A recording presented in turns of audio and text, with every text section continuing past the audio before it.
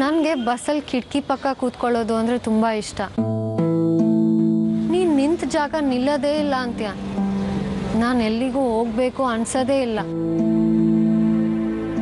ನಿಂಗೆ Chinese, Mexican, Italian food ಅಂದರೆ ತುಂಬ ಇಷ್ಟ. ನನಗೆ ಅಮ್ಮ ಮಾಡೋದು ಉಪ್ಪಿಟ್ಟೆ ಸಾಕು ಅನಿಸುತ್ತೆ.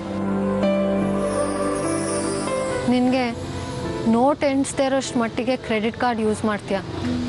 ನಾನು ₹2 ಕಾಯಿನ್ ಕೂಡ ಜೋಪಾನವಾಗಿ ಎತ್ತಿಡ್ತೀನಿ. ಇದೆಲ್ಲ ನಿನ್ಗೆ ಯಾಕೆ ಹೇಳ್ತಾ ಇದ್ದೀನಿ ಗೊತ್ತಾ? ವಯಸ್ಸು ಅನ್ನೋದು ವಿಷಯನೇ ಅಲ್ಲ, ವಯಸ್ಸಕ್ಕಿಂತ ಪ್ರೀತಿನೇ ಮುಖ್ಯ ಅಂತ ಯಾವಾಗಲೂ ಹೇಳ್ತಿರ್ತೀಯಲ್ಲ, ಅದು ನಿಜಾನೇ ಇರ್ಬೋದು. ಆದರೆ ನಮ್ಮ ವಯಸ್ಸಿಂದ ನಮ್ಮ ಅನುಭವದಿಂದ ಒಂದಿಷ್ಟು ಸ್ವಭಾವ ಬೆಳೆಸ್ಕೊಂಡಿರ್ತೀವಲ್ಲ, ಅದನ್ನು ಬದಲಾಯಿಸ್ಕೊಳ್ಳೋಕ್ಕೆ ತುಂಬಾ ಕಷ್ಟ. ಇದನ್ನು ಅರ್ಥ ಮಾಡ್ಕೊಂಡೆ ಎಷ್ಟೋ ಜನ ಪ್ರೀತಿ ಅಂತ ಆವೇಶಕ್ಕೆ ಬಿದ್ದುಬಿಡ್ತಾರೆ. ಎಲ್ರೂ ಎದುರಾಕೊಂಡು ಮದುವೆನೂ ಆಗ್ಬಿಡ್ತಾರೆ. ಆಮೇಲೆ ಒಂದೊಂದೇ ಸ್ವಭಾವ ಗೊತ್ತಾಗ್ತಾ ನಿರಾಸೆ ಪಟ್ಬಿಡ್ತಾರೆ. ಈ ಸಂಬಂಧನೇ ಸುಳ್ಳು ಅನಿಸ್ಬಿಡುತ್ತೆ. ಆಮೇಲೆ ಡಿವೋರ್ಸ್ಗೆ ಅಂತ ಬಂದು ನಿಂತ್ಬಿಡ್ತಾರೆ. ಇಲ್ಲ ರೀ, ಆ ಮಟ್ಟಕ್ಕೆಲ್ಲ ನಾವು ಯಾವತ್ತೂ ಹೋಗಲ್ಲ.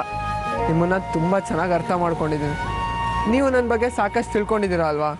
ಹೊಂದ್ಕೊಂಡು ಜೊತೆಲಿ ಬದುಕೋದಕ್ಕೆ ಇಷ್ಟು ಸಾಕು ತಾನೆ? ಸಾಕಾಗಲ್ಲ. ಯಾಕಂದರೆ ನನ್ನ ಬಗ್ಗೆ ನೀವು ತಿಳ್ಕೊಳ್ಬೇಕಾಗಿರೋದು ಇನ್ನೂ ತುಂಬ ಇದೆ. ಇವಾಗ ನೋಡ್ತಿರೋ ಶಾಲಿನಿನೇ ಬೇರೆ, 7-8 ವರ್ಷ ಹಿಂದೆ ಇದ್ದಿದ್ದ ಶಾಲಿನಿನೇ ಬೇರೆ.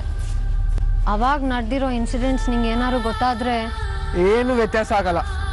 ನಿಮ್ಮ ಹಳೆ ಕತೆ ಏನಾದ್ರು ಹೇಳಿದ್ರೆ ನನ್ನ ಮೇಲೆ ಆಣೆ.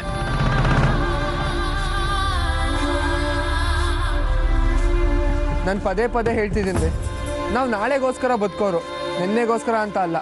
ಮತ್ತು ಯಾಕ್ರಿ ಹಳೇದನ್ನು ಕೆದಕಿ ನಿಮ್ಮ ಮನ್ಸನ್ನು ಗಾಯ ಮಾಡ್ಕೋತೀರಾ? ಯಾಕಂದರೆ ಅದರಿಂದ ನಿನ್ನ ಮುಂದೆ ಜೀವನಕ್ಕೆ, ಸಂತೋಷಕ್ಕೆ ಪೆಟ್ಟಾಗಬಾರ್ದು ಅಂತ.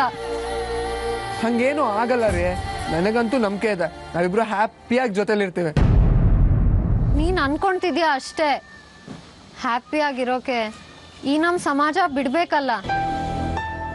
ನಿನ್ನ ಬಳಗದಲ್ಲೇ ನಿಂಗೆ ಒಳ್ಳೆ ಹೆಸರು ಸಿಗಲ್ಲ. ನಮ್ಮನ್ನೆಲ್ಲ ವಿಚಿತ್ರವಾಗಿ ನೋಡೋಕೆ ಶುರು ಮಾಡ್ತಾರೆ.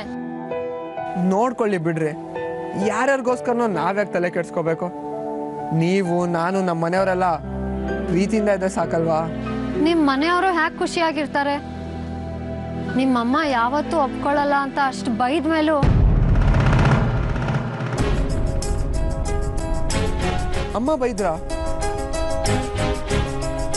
ಯಾವಾಗ? ಅದೇ ಅವತ್ತು ದೇವಸ್ಥಾನದಲ್ಲಿ.